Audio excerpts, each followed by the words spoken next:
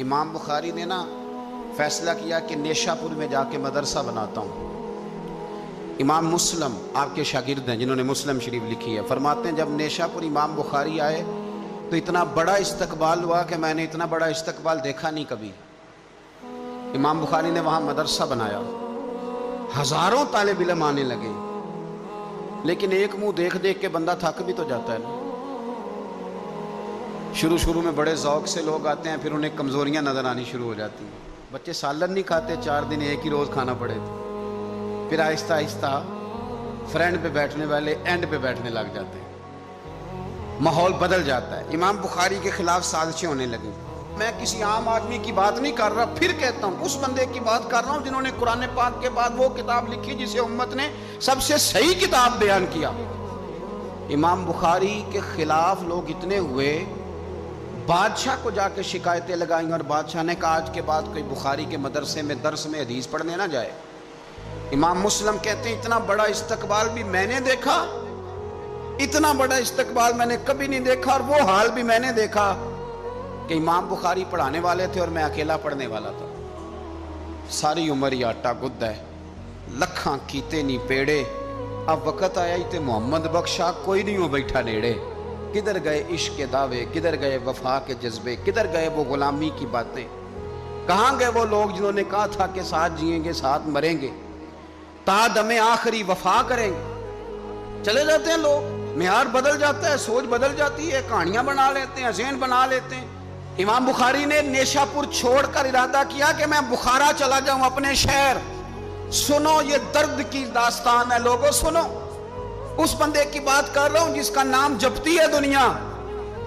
امام بخاری بخارا ہے، پھر بڑا استقبال ہوا، پھر بہت بڑا مدرسہ بن گیا۔ یہ وہ بندہ ہے جن کے بارے میں نبی پاک علیہ السلام فرماتے ہیں اسے میرا سلام کہنا۔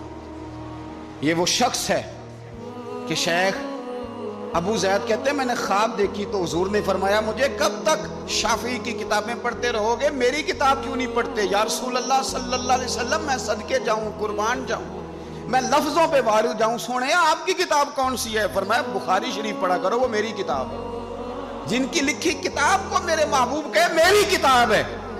بخارے میں بڑا استقبال ہوا، لیکن پھر بخارے کے سربراہ نے کہا، سردار نے کہا، خالد بن زہلی جو امیر تھا بخارے کا، امام بخاری کا تو خیال تھا میں اپنے شہر آ گیا ہوں، اس نے کہا جی میرے بچے کو گھر آ کے پڑھایا کریں۔ آپ فرمانے لگے یہ نبی پاک کی حدیثیں ہیں، میں نے رسوا نہیں کر سکتا، جہاں سارے لوگ بیٹھتے ہیں تیرا بچہ بھی وہاں بیٹھے۔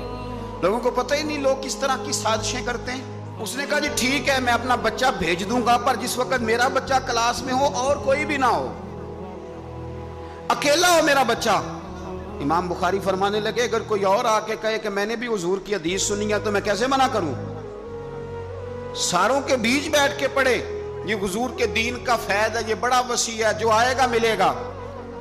اس نے آپ کے خلاف فتوے لینے شروع کر دیے۔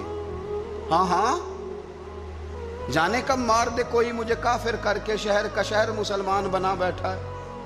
فتوے لینے شروع کر دیے، امام بخاری کے خلاف سازش ہوئی، حکم ہوا کہ بخاری تو بخارا چھوڑ جا، یعنی اپنے وطن سے نکل جا۔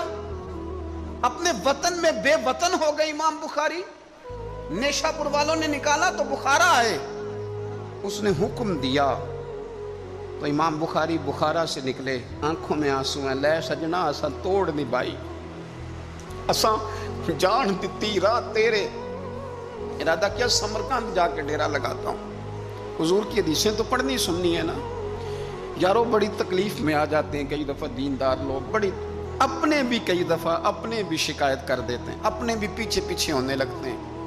آپ یقین کریں کئی دفعہ دل کرتا ہے یار سارے باتیں کرتے تیری نہیں بنتی تھی، تو نہ کرتا۔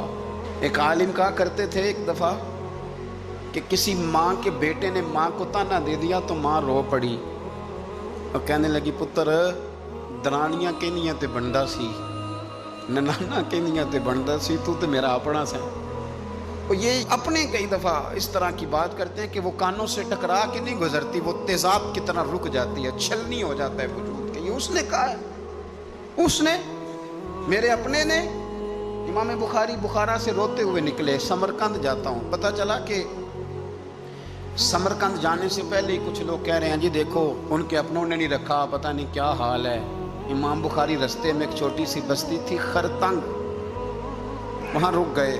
सुनो यारो, फिर कहता हूँ उस बंदे की बात सुना रहा हूँ जो इस हिम्मत को सबसे कीमती किताब दे गया।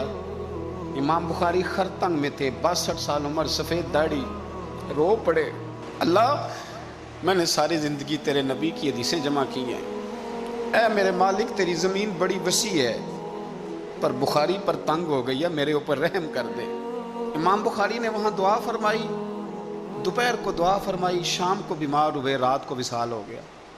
लै ओ सजना असां तोड़ नहीं पाई, असां तोड़ नहीं पाई ते जान दिती रात तेरे, मुझे कह लेने दे, मुझे कह लेने दे, मुझे कह लेने दे, बेकदरा कुछ कदर न जाती। ओ कीती खूब तसल्ली हो, दुनियादार पुजारी जर दे कुत्तियां दे गल टल्ली हो। ओ बुक बुक रोशन अखियां तकियो वेख हवेली कल्ली हो ते कूच नसीर असां जदों कीती, कूच नसीर असां जदों कीती, फिर पै जानी थरथल्ली हो। और मेरे मरने पे हर सू शोर मच जाएगा, देखोगे कहने अलविदा सरकार खुद तशरीफ लाएंगे। एक बंदा कहता मैंने रात को ख्वाब देखा कि नबी पाक सहाबा समेत खड़े हैं, किसी का इंतज़ार हो रहा है। मैंने अर्ज़ की सोनिया मैं कुर्बान जाऊं, यहाँ क्यों खड़े हैं? तो फरमाया बुखारी आ रहा है, बुखारी आ रहा है। दुनिया वाले भूल जाएं पर जिनकी बंदा नौकरी करे वो कैसे भूल जाएं। और वैसे भी अगर मालक को पता हो ना मेरा खादम ठीक है, मालक और गुलाम का ताल्लुक मजबूत हो तो दुनिया जो मर्जी कहती फिरे। मेरा आपसे मशवरा है, कभी भी दीन के लिए कुछ करो तो बंदों से नाम नेकी की उम्मीद ना रखना। अगर आपको अजर लेना है तो रब रसूल अजर अता करेंगे। वो शख्स कहता है मैंने उठ के देखा, मैंने उठ के सुबह पता किया तो वो वही वक्त था जब मुझे हुजूर की ज़ियारत हुई जिस वक्त इमाम बुखारी का इंतकाल हो गया। लोगों ने आपको दफन किया तो कब्र की मिट्टी से खुशबू आने लगी, लोग तबरकुन मिट्टी ले जाने लगे। समरकंद के लोग, बारिश नहीं होती थी, कहत पड़ गया, सारे इकट्ठे होकर इमाम बुखारी की कब्र पे गए तो अल्लाह ने बारिश अता फरमा।